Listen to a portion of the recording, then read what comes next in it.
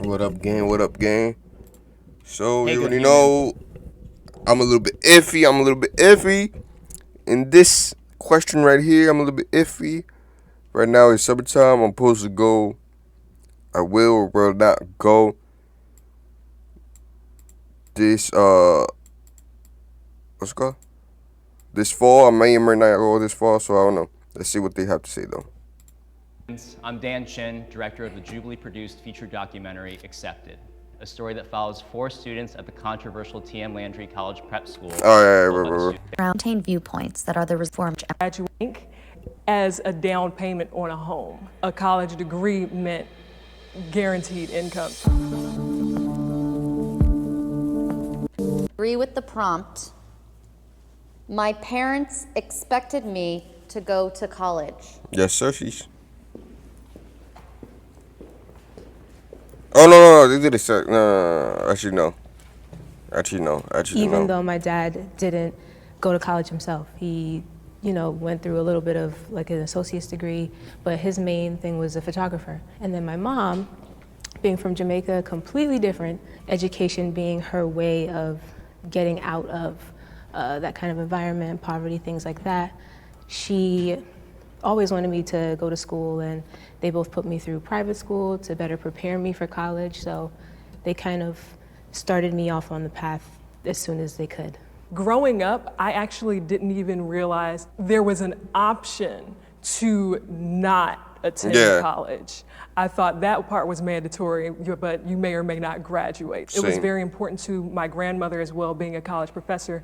And when she and my grandfather graduated from college and earned their master's degrees, they were literally able to take that to the bank as a down payment on a home. At the time, a college degree meant guaranteed income. My dad was always the type of person to say, get your degree, I don't care what it's in. So I always felt a little bit of flexibility about what specifically I wanted to do. And that's why I kind of took community college as a time to try a lot of different things and see what I'm interested in and not break the bank. My name is Pam and I'm pro-college. The main thing that I feel like I missed out on by going to community college first was that I wasn't given the opportunity to pursue leadership roles in like clubs.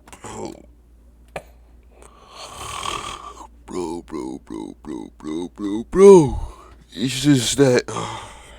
Or things that I was a part of. There is a bit of a stigma with transfer students that you're not, you weren't there on campus long enough. I encountered a lot of people who would discuss feeling imposter syndrome or feeling like they weren't good enough to be at a school like UCLA, that they couldn't do as well as the people who had been there all 4 years. And I definitely felt that feeling sometimes as well. Can the disagreeers step forward?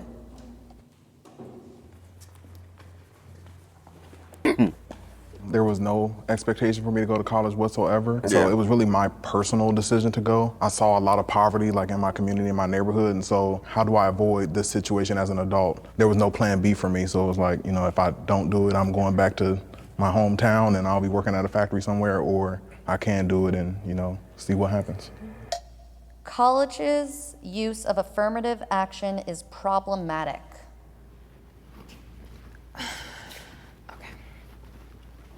So my personal experience with affirmative action, when I went to the PWI, I was chosen pretty much based on affirmative action. There was a lot of heavy marketing, hey, come to our school, come to our school. Affirmative action can be problematic in the sense that when these students reach campus, there is no place for them. Yeah, it's like, okay, they have clubs, they have other people that they could reach out to, but it's more like once we get you in, you're on your own. You got to figure it out by yourself. And I also think it's being problematic when it comes to society, because now you're having a lot of white Americans saying that the only reason this person got into this school was because of this reason. Especially private institutions, these Ivy League schools, certain types of people attend these schools. If you don't necessarily fit their standards, then once again you can be ostracized from that group. My name is Zakia and I'm pro-college. Not going to college is a privilege depending on their situation, who you are and who you know. I feel like colleges support minorities depending on where you are. For me personally, I'm from Baltimore. There were opportunities for minorities. Of course, it's a majority minority city. If I was in another state that was maybe more conservative or predominantly white, I do feel like I would not have had as many opportunities. Yeah, I see that. Meritocracy can't exist in the same place where you have nepotism and legacies and all of that. But there's always some sort of an action involved in getting people into universities. I personally know someone who attended classes at a certain Ivy League university with a future president. And he was a terrible student, but of course he got in because he was legacy and his family donated a building. So, and that's... Bro, that's the thing, bro. I don't know. This is why I'm so iffy. It's the money. It's the time. It's just sitting there and learning the same thing over and over again, bro. I don't know. That's how you become president. That's America. Affirmative action is good to give people an opportunity who wouldn't otherwise have it. I think the intention is good, and you can't speak to intention when the system looks the way it does. We also have to factor in the aspect of finances and money and schools making money. And when we're talking about intention, yes, there might be one professor that's like, oh, I'm so glad you're here. But that doesn't speak for the entire university. That doesn't speak for the board. Is the intention to give us minorities an opportunity, or is the intention to not hear complaints? To boost their numbers, boost their diversity levels. Well, I actually think about it differently. I think affirmative action, definitely works against nepotism, and I feel like if it were no affirmative action, a lot of black students wouldn't be able to go to PWIs. And so I agree that, once you get there, there is a difficulty being a student of color on a predominantly white institution. With that position, it also was the other side that would say that same thing. They would say, we won't let you in because you won't be a good fit here, because you won't fit the culture. And that's the way that they would use to bar people from being able to go. And so, I won't say like it's better for them to turn us away because they don't have the resources. Like, let me get there and let me figure that out for myself versus you telling me that I won't be a good fit there. And that's what affirmative action allows. And I also will say, like, white women benefit from affirmative action more than any other minority group. It's not necessarily about, students of color specifically being allowed on campus. It's about, minorities being allowed. A degree doesn't qualify you for most jobs.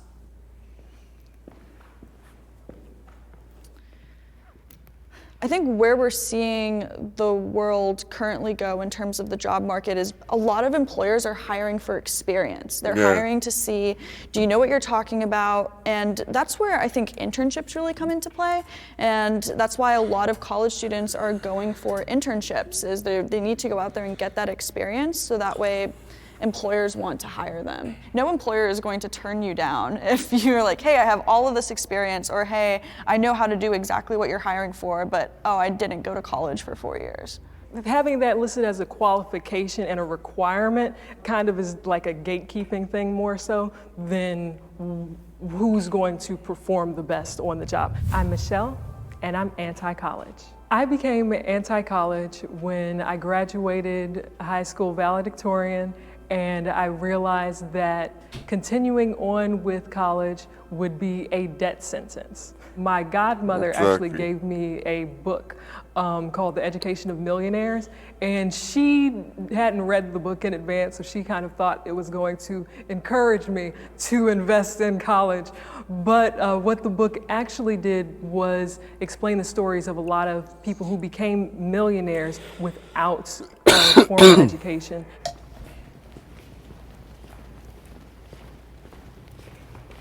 I'm gonna have to read that.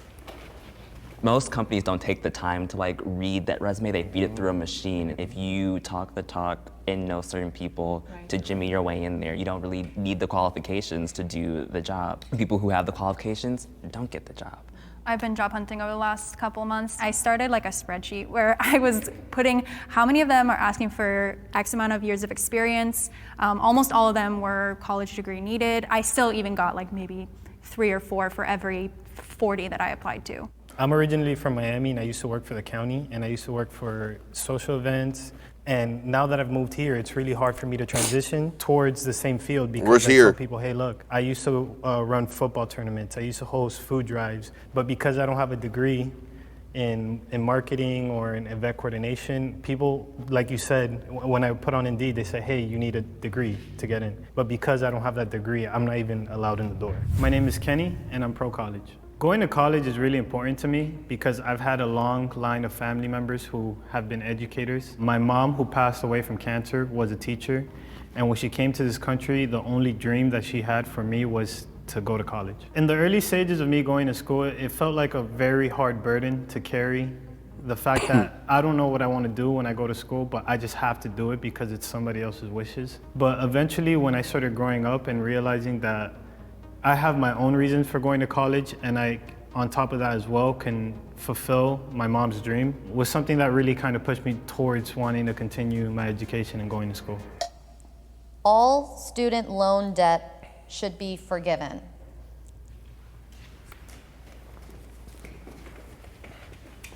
It's crazy to me that you go for 4 years and you are paying off hundreds of thousands of dollars in debt, and you might actually meet all of the payments and you still have like double to pay. A really popular payment plan that we've been seeing, Purdue University started doing this, it's called income share agreements. So instead of paying for your degree up front, if college actually helps you land that job, you start to pay a small percentage of your salary over the span of a few years. And after 5, 6, 7 years, whatever percentage you pay, great. If not, and you're not making a lot of money, then like the college actually failed you in helping you get that career that it was supposed to in the first place. I like that. It puts accountability on the institution where it should be. Absolutely. Not the borrower. It's very easy to be like, well, in like the Nordic countries, you pay $5 and you get your degree. Like, it's easy, but it's different here, and it has been, and it will be unless some big change happens. But I don't know what that is. I don't know how do we address the millennials who went through college and have racked up billions in debt, and how do we change it to make it better for our future generations too? And I really think it should be canceled just because of the pretenses in which the loans were actually given out. I'm like, it's literally the definition of predatory lending in terms of, you know, giving thousands of dollars to someone with no credit score. Yeah. And so, you know, when they get those loans and they don't really understand, like, the interest is racking up, and then 6 months after you graduate, and whether you have a job or not, you're gonna have to start paying them back. Why, y'all? What's going on? My disagreement is in the way that it's handled. There's this particular scam which is widespread. People have gotten caught up in other scams, and those are not just immediately forgiven. I do understand that it's kind of like, it's a different situation because of how much pressure was placed upon you getting into this scam, even governmental pressure as well, which is why, you know, they bear some responsibility in it. I was a victim of one of these scams. I took a few loans out, and then my last year, I didn't have enough, and so I took a $5K loan, and that one was the worst one. Like, what held me back from stepping forward was the word all. Some people might have taken out that loan, gone to college, and now they're making tons of money that they can afford to pay it back. If somebody's capable of contributing, then why wouldn't they? I'm Daniel, and I'm anti-college. I took a lot of different classes while I was in art school, and I gained, I guess, a wider set of skills than my other brother did. The thing that felt unfair to me was that it cost the same for us to go through college, yet I got a better return on my schooling than he did, and he still has to pay the same amount that I was having to pay. If someone's unsure of their career path, is it worth them going hundreds of thousands of dollars in debt when they don't know what they're going to do with their life? College campuses are radicalizing young people. I hesitated at first because I was interpreting that as the universities influencing people, but I don't think that's the case. I think people who might have certain beliefs are going to college and just spreading it to their peers. So in that regard, I would say college campuses are contributing to that. When you see a headline and you see that a college is pursuing this or it's agreeing with this, I feel like it has a lot more damage towards the story, as if the school is promoting this type of behavior. And I feel like because they notice that a lot of people are getting a lot of attention for those specific schools, it's like, okay, let's give them more incentive to do it, because it's helping our name get out there. If you're not, in these spaces where you're hearing a lot of arguments from every side, it's easy to be like, well, that doesn't apply to me, so why would I care? I think for me, at least, being in a college environment, I was forced to see these things and more exposed than I would have been if I hadn't gone. When I heard the word radical, I paused it for a second because I think it has a negative connotation just in the media, and so I feel like when you hear people say radical anything, you're okay, that sounds like something bad. I feel like it's really the education, they're learning more about the society and about the history of the government in America, and so that does sometimes make you angry and makes you want to speak out and become an activist for a certain topic or position. In my mind, though, it's no different than what algorithms are perpetuating on social media right now. If you're on Twitter, you're going to be following people that are within your space, and you're going to be seeing that content. And I think that's actually playing more of a role in radicalizing and doing more in the political space than what we're actually seeing at college campuses. Me personally, I grew up in a conservative Christian household. Growing up in those environments, I feel like radicalization, it really starts at home. It starts with what your parents tell you about people. I think that when we get to college, we're in more of a free space to voice these opinions. And even on social media, there's also a level of anonymity, so people feel more comfortable sharing certain viewpoints. I feel like these things start at home and they're just pushed more to the forefront once you get a little older. Colleges prioritize making money over providing quality education. Oh, we all agree, how nice. As someone who works at a college, it's a business first, and I see that firsthand. I think it really does come down to the bottom line for a lot of institutions in terms of them making money. And so they will make certain decisions in terms of, what will allow us to make more money, what makes us look better as an institute versus, necessarily the care of the student being the primary concern. The teachers that I had at community college were no better or worse than the ones at UCLA, sometimes better. They were nicer, they were more approachable, smaller class size, more classes available in community college. When I got to UCLA, I thought, there's one class and it's only at 5 p.m. Are you kidding me? How am I supposed to make a schedule about that? So I kind of realized a lot of things when I got to UCLA that this is not exactly what I thought it would be. The college that I graduated from, they had a heavy focus on freshmen. It was all about freshmen. Bring in more freshmen because the graduation rate is already so low. Freshmen bring in money, freshmen are there the whole year, and then if they stay, they stay. If they don't, they don't. They were changing all of the dorm buildings to freshman dorms so that only freshmen have housing. Can you talk about the quality of dorms too? Oh, for the tens of thousands of dollars you're paying. Terrible. Yes. What is that? How does that make sense? Also, when you look at public institutions and you see the salaries, 90% of the time you're going to see that the highest paid person is a college coach. And that'll show you where the actual money is going to, and it's millions of dollars more than every other person that works at the institute. My name is KC. I am pro-college. College was an opportunity for me, definitely, with the ability to lift me out of poverty. I grew up in a single-parent household, raised by my mom, and so I think that just the ability to go to college and earn a degree set me up for higher paying jobs and the ability to pay my mom's bill as well as be a better person in my community. The college acceptance system is rigged.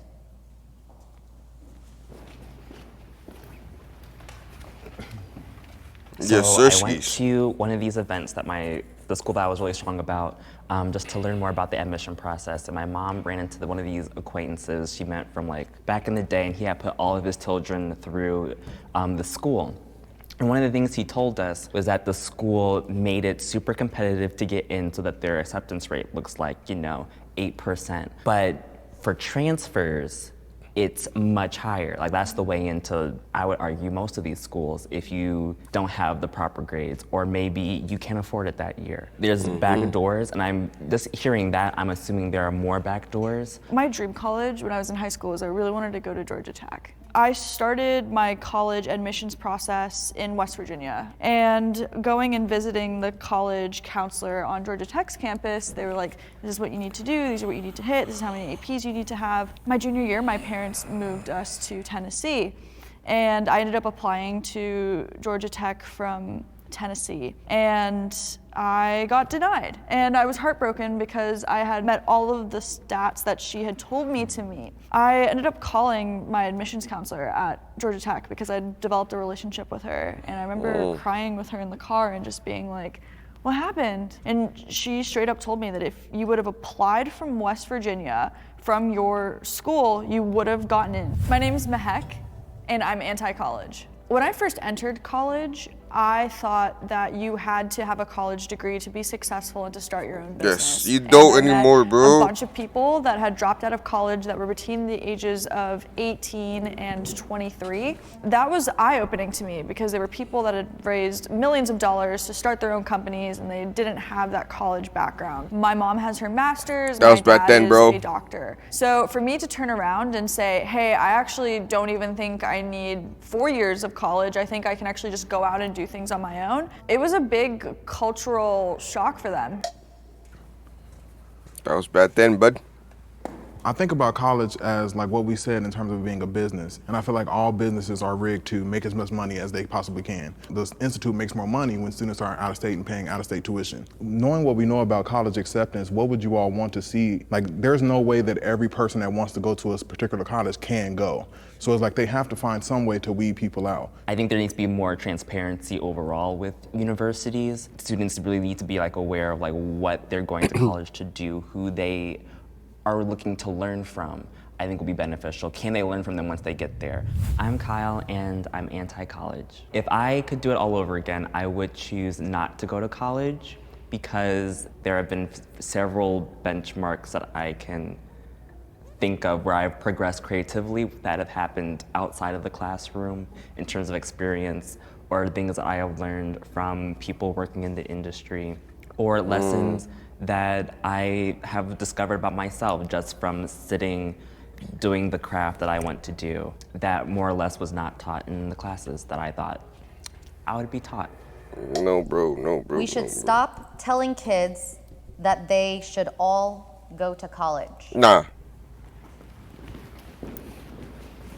Wait. What was the question? We should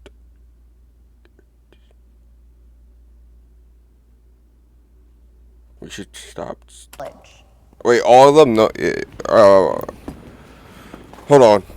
Let me I read think it. some kids, if they are some really, kids. really excelling in the school, then yeah, that you want to encourage that one. But you know, you'll always have that kid that just has no idea what they want to do, and that person shouldn't be pressured to go. Shouldn't even be encouraged to go. They need to just figure out something. But or if their skills are not conducive to like yeah, a exactly. normal degree, like Exactly. go to trade school, learn a trade, and you'll make money. You know? I think that we need to switch away from telling every single kid that you need to go to school. More like, hey, look, if you don't want to go to school, here are some other options. Yes, yeah, sir. definitely like more career focused, more profession focused. Like especially in like some of our cases when we're expected to go to college and people don't care like what degree you have. That's a little bit of a red flag because you really need to be intentional about the choices you make. College is no longer an indicator of future success. Yeah. With the internet, with just all of this access to knowledge, you can create your own future college outside of college, and I think it's really good for helping. Nah, you could create your own college, bro. Shut your thing up, bro. Shut it You up. move into career paths where like doctor, lawyer, where like you do need a higher education. I think other than that, I think it's a lot cheaper and it makes a lot more sense. If you want to be a doctor, a police officer, a high-end job, you need college. But if you want to just do your own thing, you don't need it. For people That to find don't a need trade it. school or to go to their local community college. It's your and thing. just get No one the is to skills teach you your own that shit. they need to, so that way they can start working. I was gonna say I definitely don't think that. Hey, you know what? Yo, that's a school that I would pay for right now. Any YouTuber out there that wants to be a teacher for some reason, go do it at college, man. Go do a college. college is for everyone, but I think that most of the time when we hear conversations of people saying you should go to college, it's usually from people who did not go to college. It's like generic advice in terms of like, you should do something with your life. That's really what they're trying to tell you, and they just use college because I do think it is still an indicator of success. Like, I know you said it's not, you know, statistically, you are more likely to make like $1 million more than an average high school graduate. That's a wrap on the group discussion. Like and subscribe. Like and subscribe. Like and subscribe. Like and subscribe.